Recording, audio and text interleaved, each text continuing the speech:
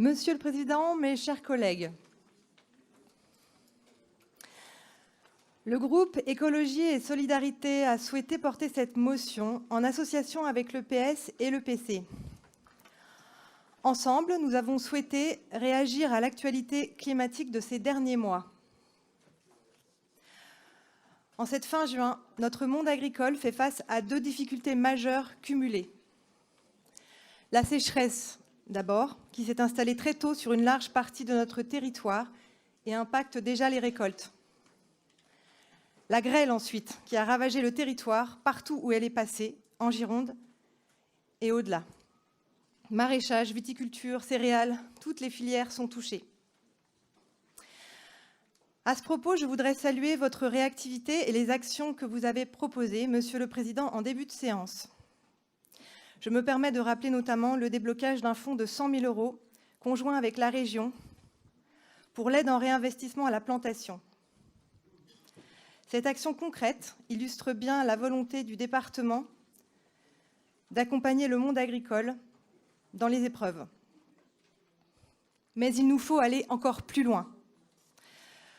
L'automne dernier, une des maraîchères les plus dynamiques de la ceinture métropolitaine bordelaise me racontait sa passion du métier, mais aussi la difficulté à vivre de son activité.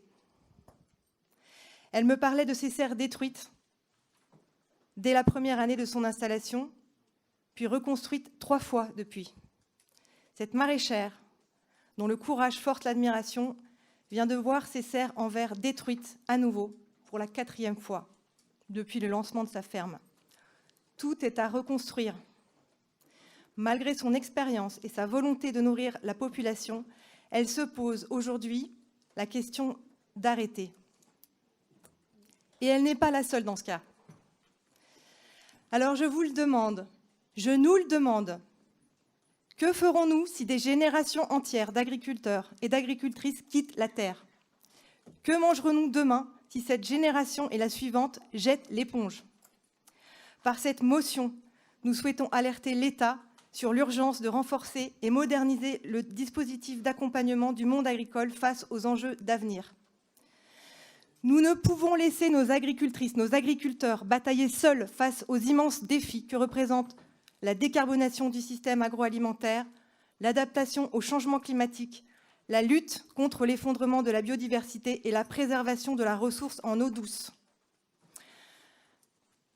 La renégociation du plan stratégique national que la France a déjà rendu dans le cadre de la PAC doit être retravaillée pour être à la mesure de ces enjeux. Ce plan stratégique national définira l'ambition de la France pour les 5 prochaines années, des années dont on connaît l'importance. Il est question de notre capacité à nous adapter au dérèglement climatique et à en atténuer les effets. Il est question de notre souveraineté alimentaire et de celle des autres pays. L'avenir se joue maintenant. Nous demandons dans cette motion à l'État d'être à la hauteur de ces défis, de redonner du pouvoir aux agricultrices et aux agriculteurs, de les aider à se relever des aléas qu'ils subissent, à préserver les ressources et les sols dont ils ont besoin pour produire le fruit de leur travail, celui qui alimente la société française tout entière. Il est grand temps de passer au XXIe siècle et de mettre nos institutions à la page du réchauffement climatique. Pour terminer, j'aimerais citer Winston Churchill qui disait « Entre la démocratie et la barbarie, il n'y a que 5 repas. Se nourrir n'est pas une activité comme une autre. Si nous voulons une société vivante, apaisée, il nous faut commencer par soutenir celles et ceux qui nous nourrissent. » Je vous remercie.